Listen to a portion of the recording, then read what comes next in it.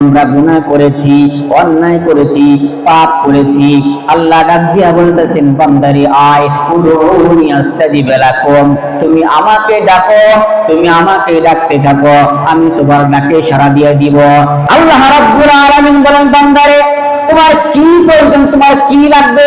আমার কাছে তো কোনো কিছুই অভাব নাই। তুমি যখনই আমার কাছে দুটো চোখের পানি ছেড়ে দিয়ে কান্নাকাটি করে বলবা, আমি আল্লাহ রাব্বুল আলামিন তোমার কথাগুলিকে শুনবো, তোমার দুঃখ দুর্দশাগুলিকে শুনবো।